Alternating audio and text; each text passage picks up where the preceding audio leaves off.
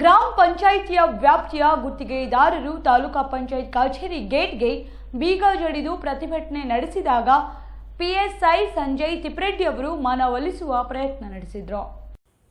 ಗ್ರಾಮ ಪಂಚಾಯಿತಿ ವ್ಯಾಪ್ತಿಯ ನರೇಗಾ ಕಾಮಗಾರಿಗಳಿಗೆ ಬಳಸಿರುವ ಸಾಮಗ್ರಿಗಳ ಬಿಲ್ ಮಂಜೂರು ಮಾಡುವ ಆನ್ಲೈನ್ FTO ಡಿಲೀಟ್ ಮಾಡಿರುವುದನ್ನು ಖಂಡಿಸಿ ಇದಕ್ಕೆ ಕಾರಣರಾದ ತಾಲೂಕಾ ಪಂಚಾಯತ್ ಇಒ ಯುವರಾಜ್ ಹನಗಂಡಿ ವಿರುದ್ಧ ಗುತ್ತಿಗೆದಾರರು ತಾಲೂಕಾ ಪಂಚಾಯತ್ ಗೇಟ್ಗೆ ಬೀಗ ಜಡಿದು ದಿಢೀರ್ ಪ್ರತಿಭಟನೆ ನಡೆಸಿದರು.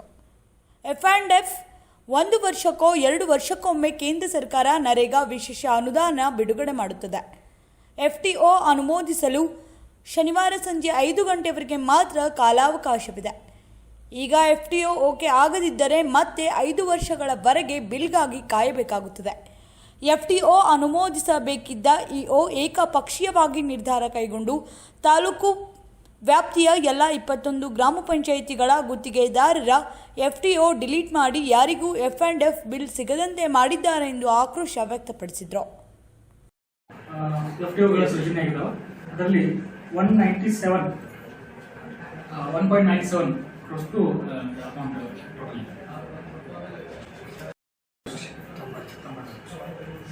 ಈ ಸಮಸ್ಯೆ ಎಷ್ಟು ಪರಿಹರಿಸಬಹುದು ಸರ್? ಬಂದಂತಹ FTOಗಳನ್ನು ನಾವು ಮತ್ತದನ್ನ ಫೈಲ್ಗಳನ್ನು ಅಪ್ಡೇಟ್ ಮಾಡಿಕೊಂಡು ಮಾನ್ಯರಿಗೆ ಸಲ್ಲಿಸ್ತೀವಿ. ಅದು ಬಂದ ತಕ್ಷಣ ಇಮಿಡಿಯೇಟ್ಲಿ ಎಷ್ಟು ಸಾಧ್ಯತೆ ಅಷ್ಟು ಮ್ಯಾಕ್ಸಿಮಮ್ ಇದನ್ನ ಫಾಲೋ ಅಪ್ ಮಾಡಿಕೊಂಡು ಅದನ್ನ ತುರ್ತಾಗಿ ಪರಿಹರಿಸುತ್ತೆ. ಏನಾದರೂ FTO ನೆಕ್ಸ್ಟ್ ವೀಕಲ್ಲಿ FTOಗಳ ಸೃಜನೆ ಮಾಡಲಿಕ್ಕೆ ಮತ್ತೆ ಒಂದು ಅವಕಾಶವನ್ನು ಕೊಡ್ತಾರೆ ಅಂತ ಹೇಳ್ಬಿಟ್ಟು ಮಾನ್ಯರಿಂದ ಒಂದು ಮೆಸೇಜ್ ಬಂದಿದೆ ಸರ್. ಟೆಕ್ಸ್ಟ್ ಮೆಸೇಜ್ ಇದೆ ಮೇಲ್ಗಡೆ ಬಂದಿದೆ. ಸೊ ಆ ಹಂತದೊಳಗೆ ಈ ನೆಕ್ಸ್ಟ್ ವೀಕ್ ಒಳಗೆ ಮೋಸ್ಟ್ಲಿ ಓಪನ್ ಆಗುತ್ತೆ. ನೀತಿ ಸಮಿತಿ ಒಳಗಡೆ ಆಗ್ಬೋದು ಸರ್? ನೀತಿ ಸಮಿತಿ ಅದು ಯಾವ ಬರ್ತಂತ ಕಷ್ಟ. ಈಗ ಸದ್ಯದ ಮಾಹಿತಿ ಪ್ರಕಾರ ನೆಕ್ಸ್ಟ್ 1 ವೀಕ್ ಒಳಗಾಗಿ FTOಗಳನ್ನು ಮತ್ತೆ ಓಪನ್ ಮಾಡಿ ಸೃಜನೆ ಮಾಡಲಿಕ್ಕೆ ಕೊಟ್ಟರೆ ಅಂದರೆ ಕೊಡುವಂಥ ಸಾಧ್ಯತೆಗಳಿದ್ದು ಅಷ್ಟರಲ್ಲಿ ಇದನ್ನ ನಾವು ಇಂಪ್ಲಿಮೆಂಟ್ ಮಾಡ್ತೀವಿ.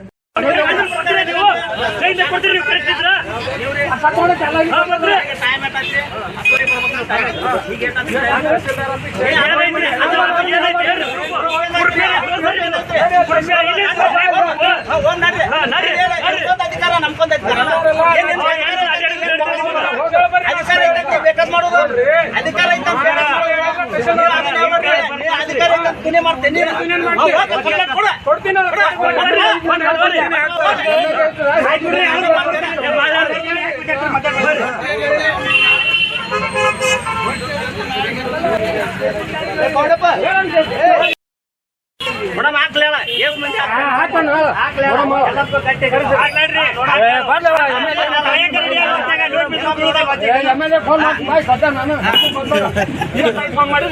ಇಂಟಿಮೇಷನ್ ಯಾರಿಗೆ ಮಾಡ್ರಿ ಮತ್ತೆ ಡಿಲೀಟ್ ಮಾಡೋ ಕೆಲಸ ನಮಗೆ ಕೇಳ್ತೀರಿ. ಇಂಟಿಮೇಷನ್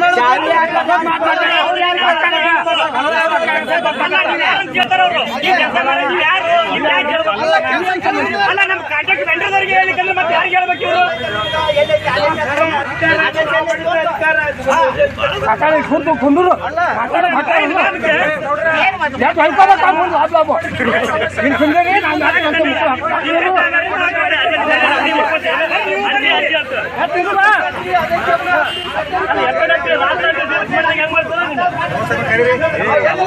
ಮೂರು ತಾಲೂಕು ಆಗ್ಯಾವ, ಈ ತಾಲೂಕು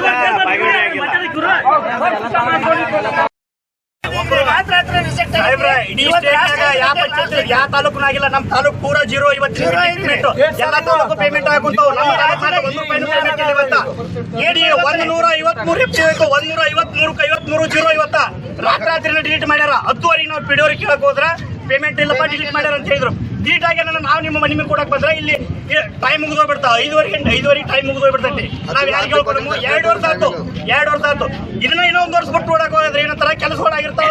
ಇನ್ನೇನು ಸೈಟ್ ನೋಡ್ಬೇಕು, ಬಾಳಿ ಕೆಲಸ ಮಾಡು, ಬಾಡಿಯಲ್ಲಿ ಕೆಲಸ ಮಾಡ್ತೀರಿ, ಕಾಂಟ್ರಾಕ್ಟರ್ ಉರ್ಲಕ್ ಹೋಗ್ಬೇಕು. ಈ ಪರಿಸ್ಥಿತಿ ಇವ್ರು ಟ್ರಾನ್ಸ್ಫರ್ ಆಗಿ ಹೋಗ್ಬಿಡ್ತಾರೆ. ಯುವಗಳು ಇನ್ನೊಬಿಟ್ಟು ಯುವಗಳು ಬರ್ತಾನ ಅದು ಕೆಲಸ ಅದು ಬಿದ್ದಟ್ಟಿ ಇದು ಬಿದ್ದಟ್ಟಿ ಇನ್ನೇ ಮಾಡಂತಾನ. ಇನ್ನೇ ಮಾಡಂದ್ರೆ ಎಲ್ಲಿ ಮಾಡಕ್ಕಾಗತ್ತ? 1 ವರ್ಷಕ್ಕೊಮ್ಮೆ FTO ಬಿಡ್ತಾನೆ. ಇದನ್ನ 3 ವರ್ಷ ಆತ್ರಿ. 3 ವರ್ಷ ಆದ್ ಕೆಲಸಗಳು 3 ವರ್ಷ 4 ವರ್ಷ ಅದು ಭಾರತದಲ್ಲಿ FTO ಆಗಿಲ್ಲ ಒಂದೊಂದು ಪಂಚಾಯತ್. ಪ್ರತಿಭಟನೆ ಐತ ಈಗ ಮಾಡ್ತಿರ್ತಲ್ಲ. ಮಾಡಾಗ ನಮ್ಮ ಗಮನಕ್ಕೆ ತಂದಾಗ ನಾವು ಸಂಬಂಧಪಟ್ಟ ಇಲಾಖೆಯವ್ರಿಗೆ ಹೇಳ್ತಿರ್ತೀವಿ. ನಾವು ಅವ್ರ ಸುಪ್ರೀಂ ಅಥಾರಿಟಿಗೆ ಹೇಳಿದಾಗ ಅವ್ರು ಸ್ಪಂದನೆ ಮಾಡ್ಲಿಕ್ಕೆ ಯಾರು ಹೈಯರ್ ಅಫ್ಸರ್ ಅಲ್ಲ ಅವ್ರಿಗೆ ಹೇಳಿದಾಗ ಅವ್ರು ನಿಮ್ಗೆ ಬಂದು ರೆಸ್ಪಾನ್ಸ್ ಮಾಡ್ತಿರ್ತಾರೆ. ದಿಢೀರ್ನ ಬಂದು ಅವ್ರ ಕರ್ಸಿ ಇವ್ರ ಕರ್ಸಿ ಬಂದಾಗ ನಮ್ಮ ಕಡೆ ಆಗಂಗಿಲ್ಲ, ಯಾರ ಕಡೆ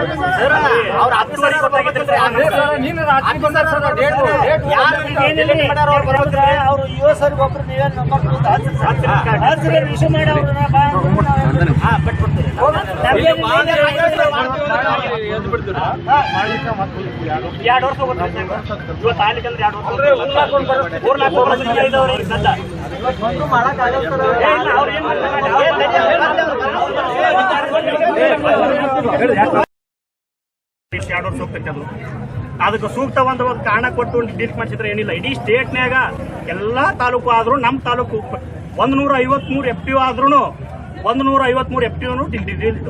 ಆದ್ರೆ 153 ಒಂದ್ರೂ ಸುದ್ದಿಲ್ಲ ನಮ್ಮ ತಾಲೂಕ್ನಾಗ. ಒಂದ್ ಪಂಚಾಯತ್ ಸುದ್ದಿಲ್ಲ. ಎಲ್ಲಾ ಪಂಚಾಯತಿ ಲೆಕ್ಕ ಹಾಕಿದ್ರೆ ಇಡೀ 21 ಪಂಚಾಯತಿನೂ ಜೀರೋ ಮಾಡಿಟ್ಟಾರ. FTO ಅಂದ್ರ ಮಟೀರಿಯಲ್ ಪೇಮೆಂಟ್ ರೀ. ತಿಂಗಳದಿಂದ ಕೆಲಸ ಬಿಟ್ಟಿದ್ದೇನ್ರಿ.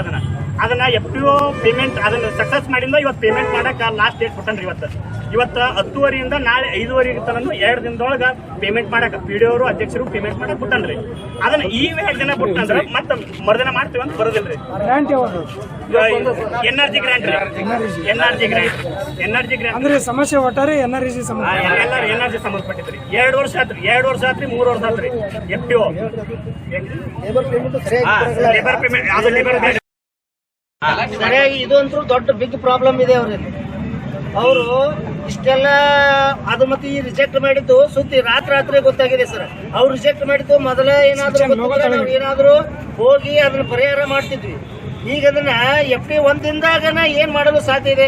10:00 ರಾತ್ರಿ ಡಿಲೀಟ್ ಮಾಡ್ಯಾರ. ಬೆಳಗ್ಗೆ 10:00 ನಮಗೆ PDO ಅವ್ರಿಗೆ ಇನ್ಫಾರ್ಮೇಶನ್ ಬರುತ್ತೆ. PDO ಅವ್ರು ನಮಗೆ ಹೇಳಿಂದ 10:00 ನಮಗೆ ಹೇಳಿಂದ ನಾವು ಸ್ಟೇಷನ್ಗೂ ಇನ್ಫಾರ್ಮೇಶನ್ ಕೊಡಕ್ಕಾಗಿಲ್ಲ, ತಹಶೀಲ್ದಾರ್ಗೂ ಇನ್ಫಾರ್ಮೇಶನ್ ಕೊಡಕ್ಕಾಗಲ್ಲ. ಯಾಕಂದ್ರೆ ಶಾರ್ಟ್ ಟೈಮ್ ನಮಗ ಇದು ಊರ್ ಹಾಕೋನು ಪರಿಸ್ಥಿತಿ ಬಂದೈತಿ ಇವತ್ತು ಮಿತಿಗೆ. ಯಾಕಂದ್ರೆ ಲಕ್ಷ ಗಟ್ಟಲೆ ಹಾಕಿ ಕುಂತಿರ್ತೀವಿ, 2 ಬಡ್ಡಿ ಹಾಕಿ ತೆಗೆದ ಕೆಲಸ ಮಾಡ್ತೀವಿ. ಇಲ್ಲಿ PDO ಅವರು ಜೈಗಳು ಏನ್ ಹೇಳ್ತಾರ, NRG ಕೆಲಸ ಮಾಡ್ರಿ, ಮಾಡಿಸ್ರಿ ಮಟೀರಿಯಲ್ ಹಾಕ್ರಿ ಹಾಕಿದ್ವಿ. 2 ವರ್ಷ ಗಟ್ಟಲೆ ಆಯ್ತು. 2 ವರ್ಷ ಆದ್ರೂ ಇವತ್ತಿಗೂ ₹1 ಪೇಮೆಂಟ್ ಇಲ್ಲ. 5 ಲಕ್ಷ 10 ಲಕ್ಷ ಕಾಂಟ್ರಾಕ್ಟರ್ ನಾವು ಪರಿಸ್ಥಿತಿ ಬಂದಿದೆ ಸರ್. ಮತ್ತೆ ಈಗ ಇನ್ನೊಂದು ವರ್ಷ ಬಿಟ್ಟು ಇನ್ನ 6 ತಿಂಗಳು ಬಿಡ್ತಾರೋ, ವರ್ಷ ಬಿಡ್ತಾರೋ, FTO ಮಾಡಕ್ ಬಿಡ್ತಾರ. ಆ ಹೊತ್ತಿನಾಗ ಏನ್ ಹೇಳ್ತಾರ, ಒಳ್ಳೆ ಜೈಗಳು ಬರ್ತಾರ, PDO ಅವ್ರು ಬರ್ತಾರ, AD ಅವ್ರು ಬರ್ತಾರ, ಇವ್ ಅವ್ರು ಬರ್ತಾರ ಕೆಲಸ ನೋಡಕ. 2 ವರ್ಷ ಸಣ್ಣ ಪುಟ್ಟ ಮೈನರ್ ರಿಪೇರ್ ಇರ್ತೈತಿ. ಒಳ್ಳೆ ಕೆಲಸ ಮಾಡ್ರಿ ಅಂತಂದ್ರೆ ನಾವ್ ಇಲ್ಲಿಂದ ಹಾಕಮು. ಈಗ ಆಲ್ರೆಡಿ ಕೆಲಸ ಆಗಿರ್ತೈತಿ, ಪೇಮೆಂಟ್ ಮಾಡಿದ್ರೆ ಮುಗಿದೋಗಿರ್ತೈತಿ. ಇನ್ 2 ವರ್ಷಕ್ಕೆ ಅದು ಒಂದ್ ಸ್ವಲ್ಪ ಮೈನರ್ ರಿಪೇರ್ ಬಂದ್ರು ಒಳ್ಳೆ ಕೆಲಸ ಮಾಡಕ್ ಹಚ್ತಾರ. ಒಳ್ಳೆ ಕೆಲಸ ಮಾಡಿದಾಗ ನಾವ್ ರೊಕ್ಕ ಎಲ್ಲಿ ತಂದಿರ್ತಾರ ಹೇಳ್ರಿ. ಈಗ 2 ವರ್ಷದ ಬಡ್ಡಿ ಕಟ್ಟಬೇಕು, ಒಳ್ಳೆ ಕೆಲಸ ಮಾಡ್ಬೇಕು, ಊರ್ ಹಾಕೋಣ ಪರಿಸ್ಥಿತಿ ಅದಂದೇ ಉಳ್ಕ್ ನೋಡಿ ಸರ್. ಇಡೀ ಸ್ಟೇಟ್ನಾಗ ಎಲ್ಲಾರ ಆಗಿತ್ತಂದ್ರೆ ನಾವ್ ಏನಾರ ಮಾಡ್ಬೋದು. ನಮ್ ತಾಲೂಕ್ನಾಗ ಅಲ್ಲೇ 21 ಪಂಚಾಯತಿನೂ ಜೀರೋ. ನಿಮ್ಮ ಹೆಸರೇನ್ರಿ?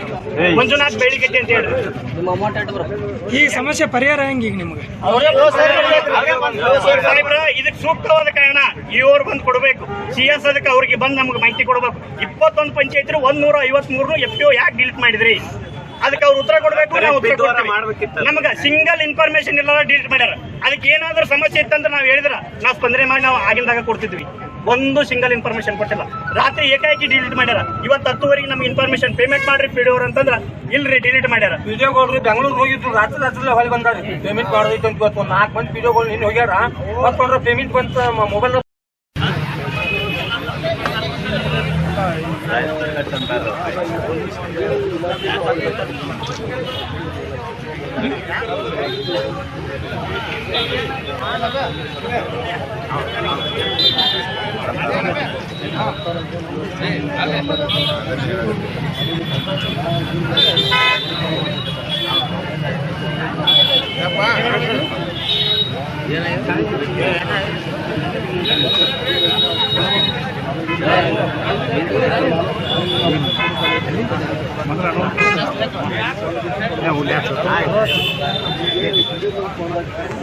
ಟೈಮಿಂಗ್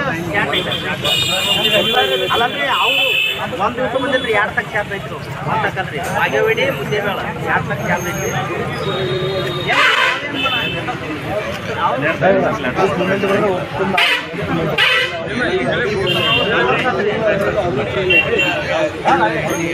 ಎಲ್ಲ ತಾಲೂಕಿನಾಗ ಮಾಡ್ಯಾರ.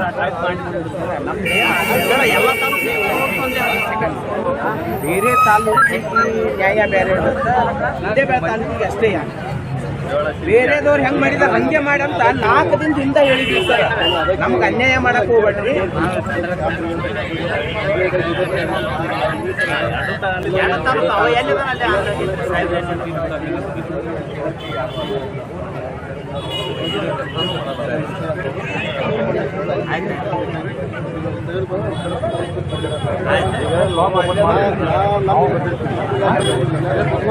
ಸಮಸ್ಯೆ ಓಪನ್ ಮಾಡಿ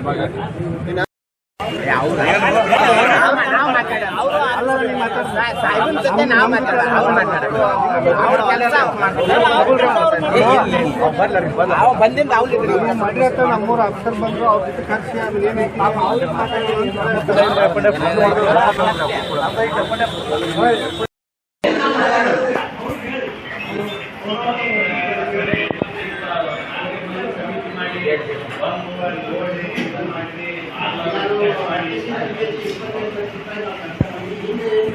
ಗ್ರಾಮ ಪಂಚಾಯತ್ಗಳಿಂದ ಇದರಲ್ಲಿ ಬಹಳಷ್ಟು ಜನ ವೆಂಡರ್ಗಳಿದ್ದೀರಿ, ಸದಸ್ಯರುಗಳು ಇದ್ದೀರಿ ಅಂತ ಅನ್ಸುತ್ತೆ ನನಗೆ. ವೆಂಡರ್ಗಳಿದ್ದೀರಿ. ಸೊ ತಾವೆಲ್ಲ ಇವತ್ತು ಬಂದಿರೋದು ಬಹಳ ಸಂತೋಷ ಹೋಗ್ತೀನಿ. ಈಗ ಏನಾಗಿದೆ, ನಾವು ಬಹಳ ವರ್ಷಗಳಿಂದ ಈ ನರೇಗಾ ಕೆಲಸ ನಡ್ಕೊಂಡು ಬಂದಿದ್ವಿ. ಇದು ಇಟ್ಸ್ ಕಂಟಿನ್ಯೂಸ್ ಪ್ರೊಸೆಸ್. ಇದೇನು ಒಂದು ಇಡೀ ವರ್ಷ ಪೂರ್ತಿ ನಡ್ಕೊಂಡು ಹೋಗ್ತಾ ಇರ್ತಕ್ಕಂಥ ಒಂದು ಯೋಜನೆ, ಕೇಂದ್ರ ಸರ್ಕಾರದ ಒಂದು ಘನ ಯೋಜನೆ. ಸೊ ಈಗ ನಡ್ಕೊಂಡು ಹೋಗ್ತಾ ಇರ್ತಕ್ಕಂಥ ಸಂದರ್ಭದೊಳಗೆ ಯಾವುದೇ ಎಲ್ಲೆಲ್ಲಿ ಲೋಪದೋಷಗಳು ಏನೇನು ಕಂಡು ಅವೆಲ್ಲ ಸ್ಟ್ರಿಕ್ಟ್ ಮಾಡ್ಕೊಂತ ಹೇಳ್ಬಿಟ್ಟು ಮಾನ್ಯ ಕೇಂದ್ರ ಸರ್ಕಾರದಿಂದ ಕಾಲಕ್ಕೆ ಕೆಲವೊಂದು ಬದಲಾವಣೆಗಳನ್ನ ಮಾಡ್ಕೊಂಡು ಬರ್ತಾ ಇದ್ದಾರೆ.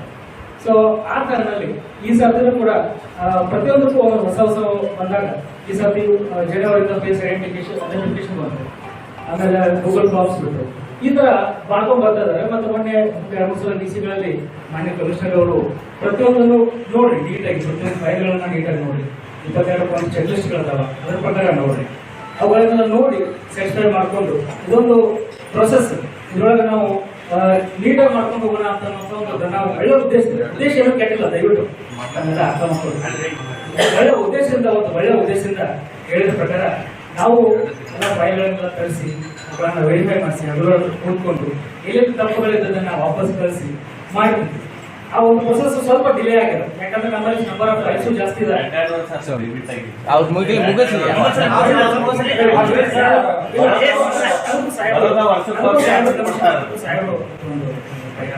ಮುಂಚೆ ಏನಾಗಿತ್ತು, ಬಹಳ ಡಿಲೇ ಆಗಿ ಪೇಮೆಂಟ್ಗಳು ಆಗ್ತದೆ, ಬಹಳ ಲೇಟ್ ಆಗಿ ಹೋಗ್ತಾ ಇತ್ತು. ಇವಾಗ ಲಾಸ್ಟ್ 3 ಮಂತ್ಸ್ ಬ್ಯಾಕೇ ಪೇಮೆಂಟ್ ಬಂದಿದೆ. ಈಗ ಮತ್ತೆ ನೆಕ್ಸ್ಟ್ ವೀಕ್ ಅಲ್ಲಿ ಬರೋ ಸಾಧ್ಯತೆಗಳಿದೆ. ಇವತ್ತು ಬೆಳಗ್ಗೆ ಮೆಸೇಜ್ ಬಂದಿದೆ. ಸೊ ಇದೊಂದು ಕಂಟಿನ್ಯೂಸ್ ಪ್ರೊಸೆಸ್. ಇನ್ನು ಬಹಳಷ್ಟು ಕಡೆಗಳಲ್ಲಿ ಉಳಿದಾವ.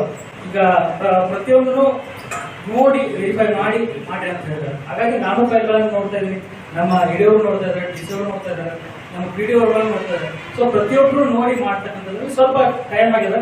ಆದ್ರೆ ನೀವು ಕೊಟ್ಟಿರ್ತಕ್ಕಂಥದ್ದು ನಿಮ್ಮ ಪೇಮೆಂಟ್ಗಳು ಎಲ್ಲೂ ಹೋಗಲ್ಲ, ನಿಮ್ಮ ಪೇಮೆಂಟ್ಗಳು ನಿಮ್ಗೆ ಬರ್ತಾವೆ. ಸ್ವಲ್ಪ ಕಾಲಾವಕಾಶ ಬರ್ತದೆ. ಈಗ ನೆಕ್ಸ್ಟ್ ವೀಕ್ ಮತ್ತೆ ಬರ್ತದೆ. ಮತ್ತು ಈಗ ಎಲ್ಲೆಲ್ಲಿ ಡಿಫಿಷಿಯನ್ಸಿಗಳು ಏನೇನು ಫೈಲ್ಗಳು ಇಂಥದ್ದಿಲ್ಲ ಅಂತ ಹೇಳಿ ಹೇಳ್ತೀವಿ. 22 ಚೆಕ್ ಲಿಸ್ಟ್ಗಳಲ್ಲಿ ಇಂಥದ್ದಿಲ್ಲ ಅಂತ ಹೇಳ್ತೀವಿ. ಅಂಥದ್ದು ಬಂದ ತಕ್ಷಣ ಬಂದಾಗ ಪಾಸ್ ಮಾಡ್ಕೊಂಡು ಹೋಗ್ತಾ ಇದ್ದೀವಿ.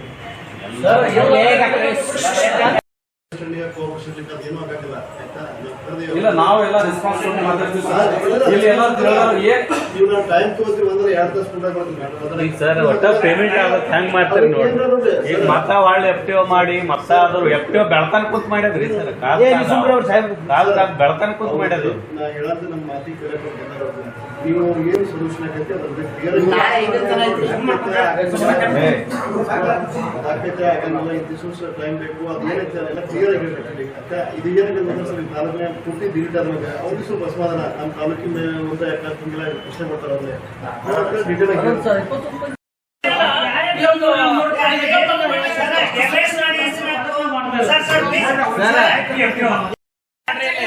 ನಾವು 3 ವರ್ಷ ಆಯ್ತು ರೊಕ್ಕ ಹಾಕಿ ಸರ್ FTO ಮಾಡಿ 2 ತಿಂಗಳ ಸರ್. ಆ 2 ತಿಂಗಳಿಂದ ಇಲ್ಲಿವರೆಗೂ ನೀವು ಯಾಕೆ ಎನ್ಕ್ವೈರಿ ಮಾಡಲಿಲ್ಲ?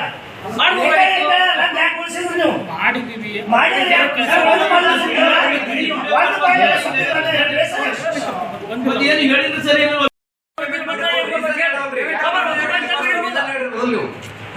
ಚೆಕ್ ಮಾಡಿ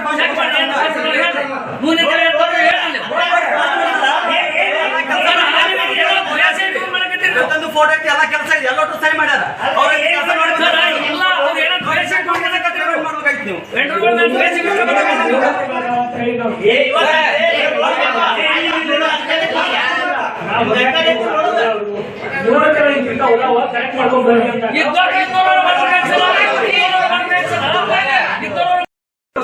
ನಿಮ್ಮ ಮೇಲಧಿಕಾರಿನೂ ನಿಮಗೆ ಎಲ್ಲ ಆರ್ಡರ್ ಮಾಡ್ಯಾರ ಸರ್, ಆದ್ರೂ ಅವ್ರಿಗೆ ರೆಸ್ಪಾನ್ಸ್ ಮಾಡ್ಲಾರ್ದ ಈ ಕೆಳಗ ಅಧಿಕಾರಿನೂ ರೆಸ್ಪಾನ್ಸ್ ಮಾಡ್ಲಾರ್ದ ನೀವು ಕೆಲಸ ನೋಡ್ಲಾರ್ದ ನಮ್ಮ ವೆಂಡರ್ಗಳ ಕಷ್ಟ ಸುಖ ನೋಡ್ಲಾರ್ದ ನೀವು ಏಕಾಏಕಿ ರಿಜೆಕ್ಟ್ ಮಾಡಿದ್ರಿ ಸರ್. ಇದು ಬಹಳ ದೊಡ್ಡ ಅನ್ಯಾಯ ಮಾಡಿದ್ರಿ ಸರ್. ನಮಗೆ ಬಹಳ ದೊಡ್ಡ ಅಂದ್ರೆ ಬಹಳ ದೊಡ್ಡ ಅನ್ಯಾಯ ಅಂದ್ರೆ ನೀವ್ ಏನ್ ಮಾಡಿದ್ರಿ ಸರ್? ನೀವೇನ್ ಮಾಡ್ತೀರಿ ಸಾಹೇಬ್ರ? ಅಲ್ಲಿ ತಡಿ, ನೀವು ಏನ್ ಮಾಡ್ತೀರಿ ಪಂಚಾಯತಿ ಇಂಟ್ರೊಡ್ಯೂಸ್ ಮಾಡಿದ್ದೆ ಫಸ್ಟ್ ಟೈಮ್. ಈಗ ಮೊದಲೇನಾಗ್ತಿತ್ತು, MIS ಮಾಡ್ತಿದ್ರು, FPO ಟೈಮ್ ಕೊಡ್ತಿದ್ರು, FPO ಪೀಡಿಯೋ FPO ಮಾಡ್ತಿದ್ರು, ಪೇಮೆಂಟ್ ಆಗ್ತಿದ್ರು, ಯಾವಾಗಲೂ ಸಮಸ್ಯೆ ಬಂದಿಲ್ಲ. ಈ ಸಲ ಏನ್ ಮಾಡಿದ್ರು, ಬಿಫೋರ್ FPO ಜನರೇಷನ್ಗಿಂತ ಮೊದಲೇ ಎಲ್ಲ ಫೈಲ್ ವೆರಿಫಿಕೇಶನ್ ಮಾಡಿಕೊಂಡು FPO ಮಾಡೋದಂತೇಳಿ AD ಅವರಿಗೆ ಮತ್ತು ಅವರಿಗೆ ಒಂದೆರಡು ಲಾಗಿನ್ ಕೊಟ್ಟು ಮಾಡಿದ್ರು. ಬಟ್ 28 ಚೆಕ್ ಲಿಸ್ಟ್ನಾಗ ಈ ರಾಯಲ್ಟಿನೂ ಸಹಿತ ಪೇಡ್ ಪಾವತಿ ಮಾಡ್ಬೇಕಂತ ಒಂದು ಪಾಯಿಂಟ್ ಹಾಕಿದ್ರಿಂದ ಸಾವಿರ ಫಸ್ಟ್ ಟೈಮ್ ಐತಿ, ಇದೇನು ತಪ್ಪಾಗ್ತೈತೋ, ಇದು ನಾವು ರೂಲ್ಸ್ ವೈಲೇಟ್ ಮಾಡೋದಾಗ್ತೈತೆ ಅನ್ನೋ ಉದ್ದೇಶದಿಂದ ಅದನ್ನ ಅವರು ಇದೊಂದ್ಸಲ ನಾವು ಫೈಟ್ ಮಾಡಿದೆ ಅಂದ್ರೆ ನೆಕ್ಸ್ಟ್ ಒಂದು ನಿಮಿಷ ಮಾತಾಡ್ತೀನಿ. ನೆಕ್ಸ್ಟ್ ಒಂದು 15 days ಅಥವಾ 20 days ರೆಗ್ಯುಲರ್ ಬರ್ತೈತಿ. ಆ ಟೈಮ್ದಾಗ ಏನಪ್ಪ ನಾವು ಮಾಡ್ಕೊಳ್ಳೋಣ ಅನ್ನೋ ಉದ್ದೇಶದಿಂದ ಅವು ಅನ್ಸ್ಯಾಟಿಸ್ಫ್ಯಾಕ್ಟರಿ ಮಾಡ್ಯಾರ. ಆಕ್ಚುಲಿ FPO ಸಾಹೇಬರು ಡಿಲೀಟ್ ಮಾಡಿದಲ್ಲ, ಅನ್ಸ್ಯಾಟಿಸ್ಫ್ಯಾಕ್ಟರಿ ಅನ್ನ ಆಟೋಮೆಟಿಕ್ ಸ್ಟೇಟ್ ಇಂದ FPO ಡಿಲೀಟ್ ಆಗ ನಮ್ ಲಾಗಿನ್ ಆಗ್ಯಾವ. ಈಗ ಸದ್ಯ ಈಗ ಏನ್ ಮಾಡಿದ್ರು ಸಹಿತ ಈಗ ನಾವು ನಾಳೆ ನಾಡ್ದ ನಮಗೆ ಪೇಮೆಂಟ್ ಮಾಡಕ ಸಾಧ್ಯತೆ ಇಲ್ಲ. ಈಗ ನಮಗೆ ಏನಾದ್ರಪ್ಪ ಈಗ ತಪ್ಪ ಆಗಿಬಿಟ್ಟೈತಿ. ಈಗ ಅದನ್ನು ಸರಿಪಡಿಸ್ಕೊಳ್ಳೋದು ನಾವು ಎಲ್ಲ ಕೊಡ್ಕೊಂಡು ಸರಿಪಡಿಸ್ಬೇಕಾಗೈತಿ, ಮಿಸ್ಟೇಕ್ ಆಗೈತಿ. ಅದಕ್ಕೆ ನಮ್ದು ಏನಂತಂದ್ರೆ ನೆಕ್ಸ್ಟ್ ವೀಕ್ದಾಗ FPO ಜನರೇಷನ್ ಬಿಡ್ತಾನಂತ ಸ್ಟೇಟ್ ಇಂದ ಮೆಸೇಜ್ ಕಡೆಗೆ ಬಂದೈತಿ. ಒಂದ್ ನಿಮಿಷ ನೀವು ಮಾತಾಡಕತ್ತ ನಾನು ಹೇಳ್ತೀನಿ, ನಂದು ಅಭಿಪ್ರಾಯ ಬಂದೈತಿ. ಅದು FPO ಜನರೇಷನ್ ಅದಪ್ಪ. ಈಗ ಸಾಹೇಬ್ರಾದ್ರು ಏನಂದಾರ, ಅಡ್ವಾನ್ಸ್ ರಾಯಲಿಟಿನೂ ಬೇಡ, ಈಗ ಬೇರೆ ತಾಲೂಕಿನ ಹೆಂಗ ದೃಢೀಕರಣ ತಗೊಂಡ್ರ ಅದೇ ರೀತಿ ದೃಢೀಕರಣ ತಗೊಂಡ್ರು ಸಹಿತ ನಾವು ನೆಕ್ಸ್ಟ್ ಪೇಮೆಂಟ್ ಮಾಡೋಣ ಅಂತೇಳಿ ಸಾಹೇಬರು ಸಹಿತ ಮಾತಾಡ್ರ. ಅದಕ್ಕೆ ದಯಮಾಡಿ ನಮ್ಮೆಲ್ಲರ ಕೈ ಮುಗಿದಕ್ಕೆ ಇದೊಂದ್ಸಲ ಒಂದು ಅವಕಾಶ ಮಿಸ್ಟೇಕ್ ಆಗಿದೆ, ಅವಕಾಶ ಮಾಡಿ.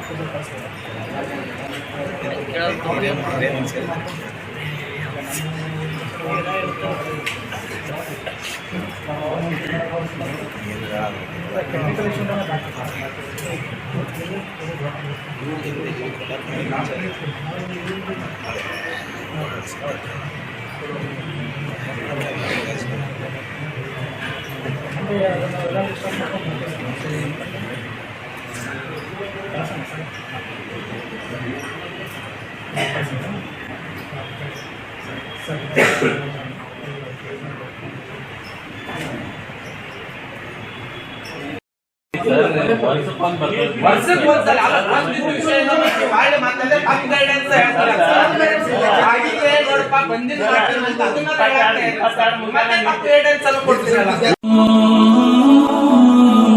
ಹಜರತ್ ಖಾನ್ ಬಾಬಾ ತಂತ್ರ ಮಂತ್ರದ ಪ್ರಸಿದ್ಧಿ ಪಡೆದ ಮಹಾಗುರುಗಳು. ವಿಜಯಪುರ ನಗರದ ಶ್ರೇಷ್ಠ ಹೆಸರುವಾಸಿಯಾದ ಹಜರತ್ ಖಾನ್ ಬಾಬಾ ನಿಮ್ಮ ಪ್ರತಿಯೊಂದು ಸಮಸ್ಯೆಗಳ ಬಗ್ಗೆ ಖಾತ್ರಿ ಹಾಗೂ ಸಮಾಧಾನ ಪಡೆಯಿರಿ. ಹಜರತ್ ಖಾನ್ ಬಾಬಾ ವಿಜಯಪುರ ನಗರದಲ್ಲಿ ಕಳೆದ 20 ವರ್ಷಗಳಿಂದ ತಮ್ಮ ಸ್ವಂತ ಮನೆ ವಿಳಾಸದಲ್ಲಿದ್ದು ಸಾರ್ವಜನಿಕರ ವೈಯಕ್ತಿಕ ಸಮಸ್ಯೆ ದೋಷಗಳನ್ನ ಪರಿಹಾರ ಮಾಡುತ್ತಿದ್ದಾರೆ. ಹಜರತ್ ಖಾನ್ ಬಾಬಾ ಸಂತೋಷದ ಸುದ್ದಿ ಕೇಳಿ ಆನಂದ ಆಗಬಹುದು. ಇವರು ಪಿಶಾಚಿ ಮತ್ತು ಭೂತದ ಕಾಟ ಮಾಟ ಮಾಡಿದ್ದು ತೆಗೆಯುತ್ತಾರೆ ಮತ್ತು ಬಹಳ ಕಾಲ ಮಕ್ಕಳಾಗದಿದ್ದರೆ ಹಾಗೂ ದಮ್ಮು, ಹೊಟ್ಟೆ ನೋವು, ಹೆಣ್ಣು ಮಕ್ಕಳ ತೊಂದರೆಗಳು, ಕಾಮಣಿ, ಇಸುಬು ಇವರ ಔಷಧ ಹಾಗೂ ಮಂತ್ರಶಕ್ತಿ, ದಿವ್ಯ ಶಕ್ತಿಯಿಂದ ಹಜರತ್ ಖಾನ್ ಬಾಬಾ ಇವರು ಆರೋಗ್ಯ ಚಿಕಿತ್ಸೆ ನೀಡಿ ನಿಮ್ಮ ಕಷ್ಟ ನೋವುಗಳನ್ನ ದೂರ ಮಾಡಿಕೊಡುತ್ತಾರೆ. ನಿಮ್ಮ ಸಮಸ್ಯೆಗಳಾದ ಮನಸ್ಸಿನ ಇಚ್ಛೆ, ಪ್ರೇಮ ವಿವಾಹ ಸಮಸ್ಯೆ, ನೌಕರಿ ಸಮಸ್ಯೆ, ಪತಿ ಪತ್ನಿಯರ ಸಮಸ್ಯೆ, ಆಸ್ತಿ ವಿಚಾರ, ಮಾಟ ಮಂತ್ರದ ಬಗ್ಗೆ, ಆರೋಗ್ಯ ತೊಂದರೆ, ಗುಪ್ತ ರೋಗಗಳು, ಶತ್ರುಕಾಟ, ಉದ್ಯೋಗ ಸಮಸ್ಯೆ, ಗೃಹ ಸಮಸ್ಯೆ, ಕೋರ್ಟ್ ವಿಚಾರ, ಸಾಲಬಾಧೆ, ಧನ ಸಂಪತ್ತು ಪ್ರಾಪ್ತಿ ಬಗ್ಗೆ, ಸಂತಾನ ಪ್ರಾಪ್ತಿ ಬಗ್ಗೆ, ರೋಗಿಗೆ ಔಷಧ ನಾಟುವ ಬಗ್ಗೆ, ವಿವಾಹ ಸಮಸ್ಯೆ, ವಿದ್ಯೆ ಸೇರಿದಂತೆ ಈ ಎಲ್ಲಾ ಪ್ರತಿಯೊಂದು A to Z ಸಮಸ್ಯೆಗಳ ಬಗ್ಗೆ ಖಾತ್ರಿ ಹಾಗೂ ಸಮಾಧಾನ ಪಡೆಯಿರಿ. ಹಜರತ್ ಖಾನ್ ಬಾಬಾ ಕಳೆದ 2 ದಶಕಗಳಿಂದ ತಮ್ಮ ಸ್ವಂತ ಮನೆ ವಿಳಾಸದಲ್ಲಿದ್ದು ಸಾರ್ವಜನಿಕರ ವೈಯಕ್ತಿಕ ಸಮಸ್ಯೆ, ದೋಷಗಳನ್ನ ಪರಿಹಾರ ಮಾಡುತ್ತಿದ್ದಾರೆ. ನಿಮ್ಮ ಸಮಸ್ಯೆಗಳ ಪರಿಹಾರಕ್ಕೆ ಕರೆ ಮಾಡಿ ಪರಿಹಾರ ಪಡೆದುಕೊಳ್ಳಬಹುದು. Mobile number 9972183841. ಸ್ವಂತ ಮನೆ ವಿಳಾಸ Hazrat Khan Baba, Sainik school, first gate, bus stop, Ibrahim Roja back side, Horti plot, Rahim Nagar, Vijayapura. ನಿರಂತರ ಸುದ್ದಿಗೆ ಸಬ್ಸ್ಕ್ರೈಬ್ ಮಾಡಿ FM ನ್ಯೂಸ್ ಕನ್ನಡ ಹಾಗೂ ಬೆಲ್ ಐಕಾನ್ ಅನ್ನು ಒತ್ತಿ ನೋಟಿಫಿಕೇಶನ್ ಖಚಿತಪಡಿಸಿಕೊಳ್ಳಿ. ಧನ್ಯವಾದಗಳು.